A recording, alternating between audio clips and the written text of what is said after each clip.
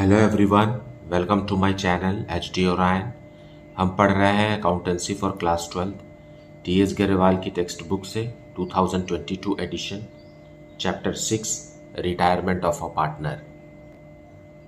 और इस वीडियो में हम पढ़ेंगे preparation of capital accounts and balance sheet. So let us see some questions from the text book.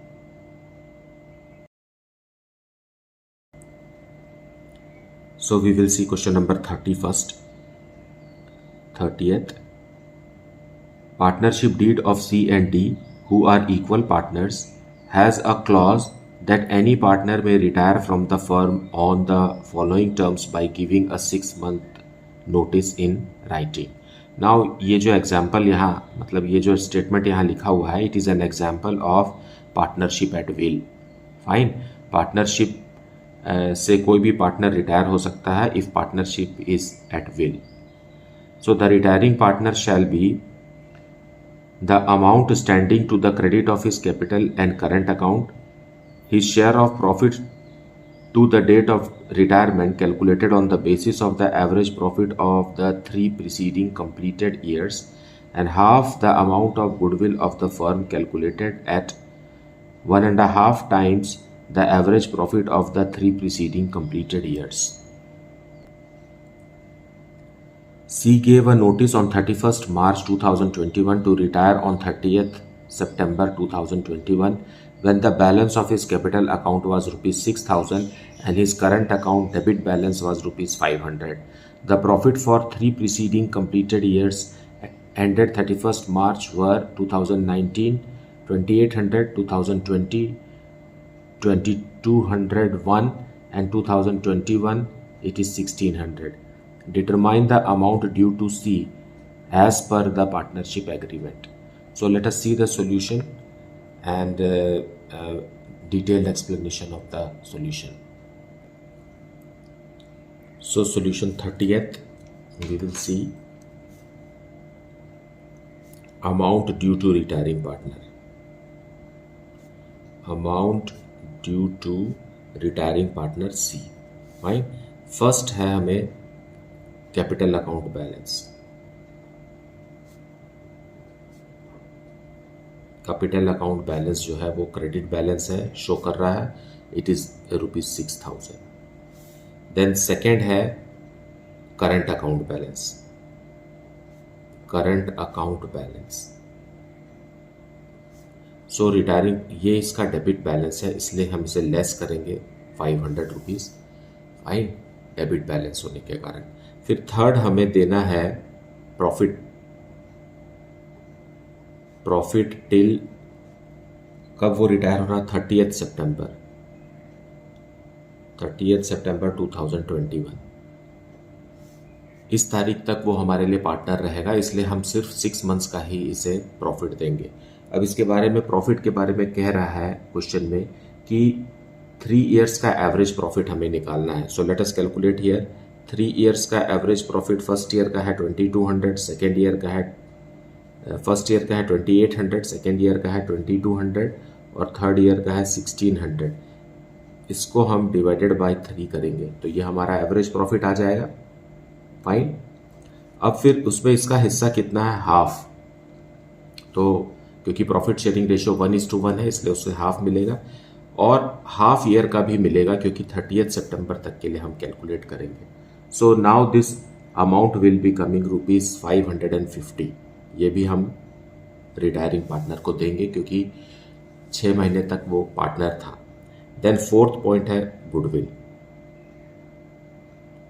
Goodwill में कह रहा है कि एवरेज प्रॉफिट पहले निकालिए, तो ये जो है एवरेज प्रॉफिट है। एवरेज प्रॉफिट निकालने से हमारा आता है 2200 रुपीज एवरेज प्रॉफिट है और इसमें इसको 1.5 से मल्टीप्लाई करना है। सो 1.5 times of average profit of last 3 years is how much? 3300। 3300 का हम हाफ देंगे। सो 3300 का हाफ देने से इसका पोर्शन बनता है 1650। नाउ अब जो ऐड करेंगे that will be due to C, amount due to C. So this amount is rupees 7,700.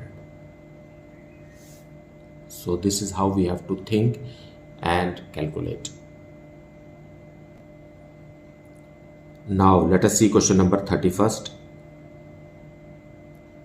X, Y and Z were partners in a firm sharing profits in the ratio of 2:2:1. The balance sheet as at 31st March 2022.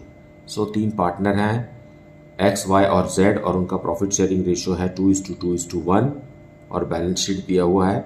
Liability side है creditors, reserves और partners का capital और asset side है cash, debtors, stock, building और patents.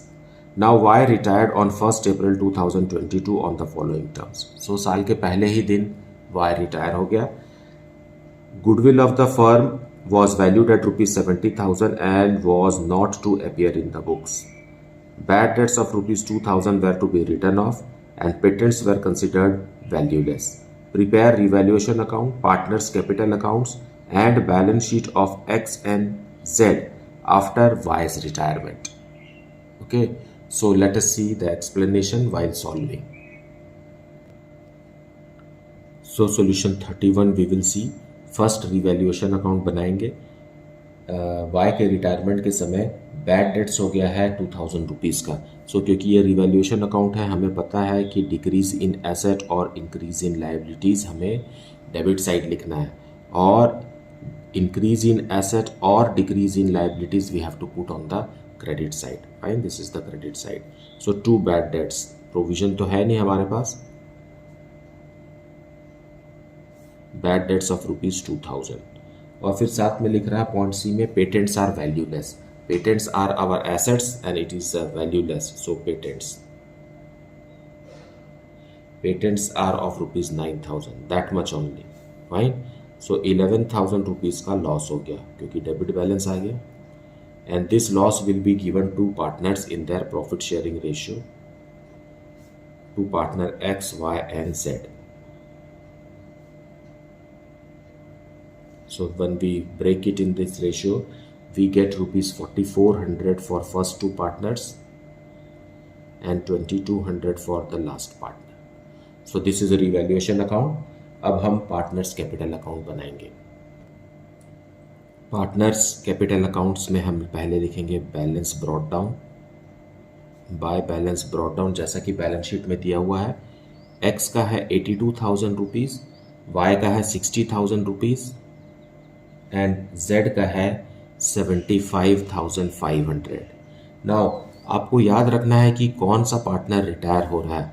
सो एक indication बना सकते हैं हम कि Y इज रिटायरिंग. कहीं गलती से ऐसा ना हो कि हम किसी दूसरे पार्टनर के लिए कैलकुलेट करते हैं रिटायरमेंट का पैसा. Okay, so now general reserve भी है, बैलेंस शीट में रिजर्व है, ये भी हम बांट देंगे 7,400 एंड 3,700. ये ओल्ड रेशियो में हमने बांट दिया. अब लॉस ऑन रिवैल्यूएशन को डेबिट में लिखेंगे. Revaluation 4,400 and 2,200. नाउ अब हमें ट्रीटमेंट ऑफ गुडविल शो करना है. Treatment of goodwill, retiring partner Y है तो Y को उसके हिस्से का गुडविल देंगे और इस गुडविल का बोझ X और Z बेयर करेंगे गेनिंग रेशियो में. So by X capital account and by Z's capital account. So goodwill का अमाउंट कितना होना चाहिए? 70,000 फर्म का गुडविल है और Y का पोर्शन है 2/5. सो 70,000 इंटू 2/5 इज हाउ मच? आएगा 28,000 रुपीज. इसे हम गेनिंग रेशियो में ब्रेक करेंगे. Gaining ratio is how much? 2:1. क्योंकि इनका ओल्ड रेशियो है 2:2:1 और मिडिल वाला पार्टनर गायब हो जा रहा है, मतलब जो बचा हुआ न्यू रेशियो रहेगा वही हमारा गेनिंग रेशियो रहेगा. इसके बारे में हम पहले भी बात कर चुके हैं in my previous videos. So x का कंट्रीब्यूशन रहेगा 18,667 और Y का रहेगा 9,333. ओके, सो हम एक्स में से निकाल लेंगे 18,667 और यहाँ 9,333। नाउ ये गेनिंग रेशियो में इन्होंने गुडविल को बेयर किया है। Now we will calculate the closing balances. सबसे पहले y को क्लोज करते हैं, तो यहाँ ग्रैंड टोटल आएगा y का 95,400। अब क्योंकि y हमारा पार्टनर तो है नहीं, तो इसे हम क्या लिखेंगे, टू वाइज लोन। बैलेंस इसमें से 4,400 लेस करेंगे, आएगा अमाउंट 91,000। सो 91,000 रुपीज़ का पैसा अमाउंट जो है वो हम y को देंगे, मतलब फर्म y को देगा। और क्वेश्चन में ऐसा लिखा हुआ नहीं है कि हमने उसे कैश में दे दिया वगैरह वगैरह। इसका मतलब है कि ये अभी भी लाइबिलिटी है, अभी भी हम फर्म को देना बाकी है। Now let us close z, it is 79,200, यहाँ भी 79,200 और यहाँ लिखेंगे to balance closed down. Fine, यहाँ बैलेंसिंग अमाउंट आएगा 67,667। Okay, and for partner x 89,400, यहाँ भी 89,400 और बैलेंसिंग अमाउंट है 66,333। Okay, so this is partners capital account. Now अब इन तीनों को शामिल करते हुए हम बैलेंस शीट बनाएंगे न्यू फर्म का। सो balance sheet of the new firm में सबसे पहले हम कैपिटल लिखेंगे, capital of continuing partners that is x and Z. X का कैपिटल है 66,333, ये क्लोजिंग बैलेंस है 67,667। It means 1,34,000 is the new capital of the firm. अब y का लोन लिखेंगे, वाइज लोन, क्योंकि ये अभी तक चुकता नहीं किया गया है, हटाया नहीं गया है, y ने कैश में y को दिया ही नहीं गया है, so it is still a liability. Okay, and then rest of the liabilities from the old balance sheet. Creditors है ₹49,000 का, नो चेंज। रिजर्व्स को हमने कैपिटल अकाउंट में ट्रांसफ़र कर दिया था।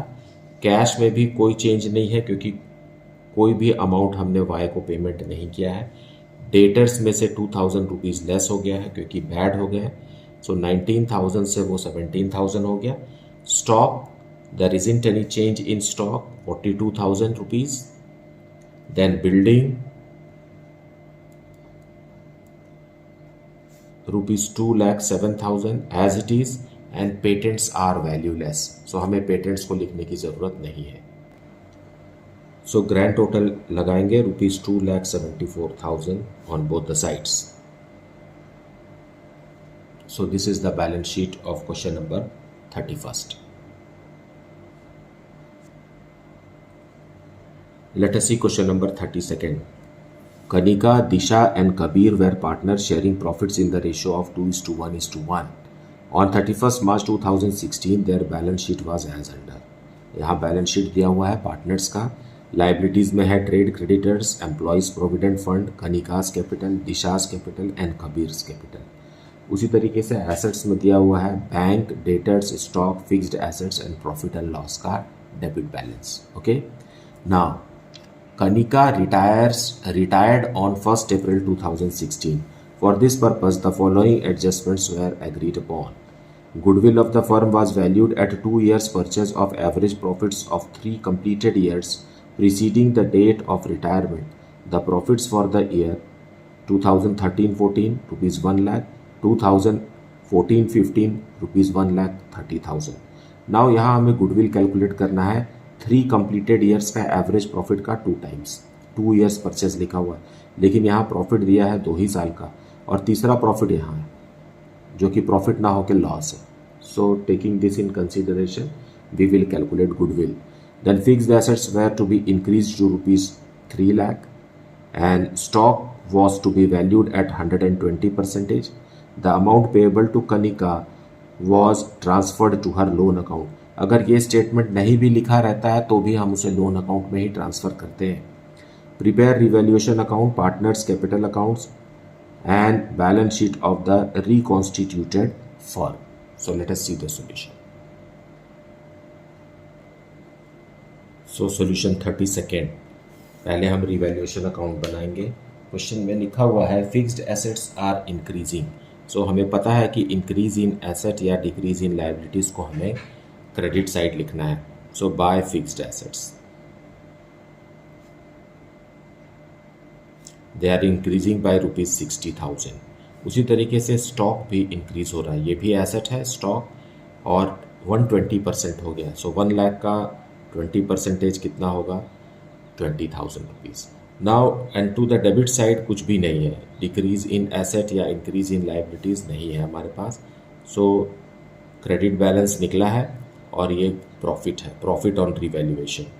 और इस प्रॉफिट को हम तीनों पार्टनर्स को देंगे इनके ओल्ड रेशो में 2:1:1 में। And which are those partners, Kanika, Disha and Kabir.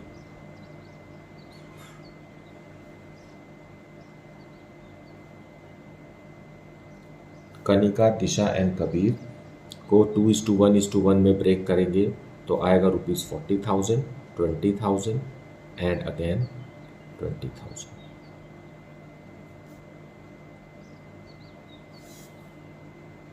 Now let us see partners capital accounts. सबसे पहले लिखेंगे बैलेंस ब्रॉट डाउन, जैसा कि बैलेंस शीट में दिया हुआ है, ₹2 lakh and ₹1 lakh and ₹80,000.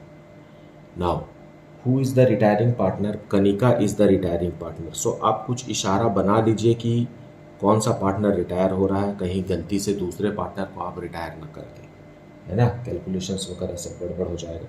Now revaluation का प्रॉफिट लिखेंगे।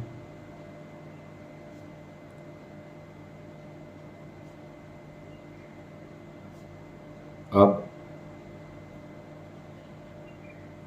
बैलेंस शीट में ऐसा कोई भी रिजर्व नहीं है लाइबिलिटी साइड जो बांटा जा सके, है ना, और एसेट्स में प्रॉफिट एंड लॉस है। So profit and loss debit balance है तो डेबिट में बटेगा वो। प्रॉफिट एंड लॉस है ₹20,000 और 10,000, 5,000, 5,000 ओल्ड प्रॉफिट शेयरिंग रेशो में हमने दे दिया है पार्टनर्स को। नाउ ट्रीटमेंट ऑफ गुडविल भी करना हमें। सो लेट अस कैलकुलेट गुडविल।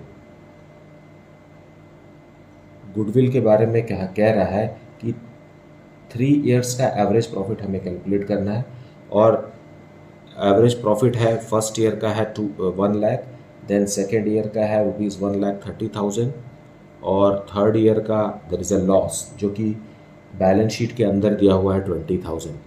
इसका हम पहले एवरेज निकालेंगे, उसके बाद इसको 2 से मल्टीप्लाई करेंगे क्योंकि 2 इयर्स परचेज लिखा हुआ है क्वेश्चन में। So that will be the total goodwill of the firm. यह आ गया ₹1,40,000। अब कनिका का गुडविल कितना है? Kanika's goodwill will be 1,40,000 into 1/4, not 1/4, it is 2/4। First partner है, इनका प्रॉफिट शेयरिंग रेशियो 2:1:1 है। So half, that is 70,000 is Kanika's goodwill which will be borne by the partners in their gaining ratio. Gaining ratio क्या है? 1:1 है, क्योंकि new ratio तो suggested नहीं है क्वेश्चन में, तो जो रेशियो बच रहा है वही हमारा न्यू रेशियो है और वही हमारा गेनिंग रेशियो भी है। So 35,000 Disha will contribute and remaining 35,000 Kabir will contribute. Okay, so by Disha से मिलेगा कनिका को 35,000 रुपीज़ का गुडविल, और बाय कबीर रिमेनिंग 35,000। तो हम इसमें से लेस कर देते हैं। टू कनिका को दे दिया गया है दिशा में से 35,000 रुपीज़ और कबीर में से भी 35,000 रुपीज़। नाउ अब कुछ भी एडजस्टमेंट्स वगैरह करने के लिए बचा हुआ नहीं है, तो हम टू लोन अकाउंट में ट्रांसफ़र करेंगे। टू लोन अकाउंट में कनिका का बैलेंस ट्रांसफ़र करेंगे। So here grand total is 3,10,000।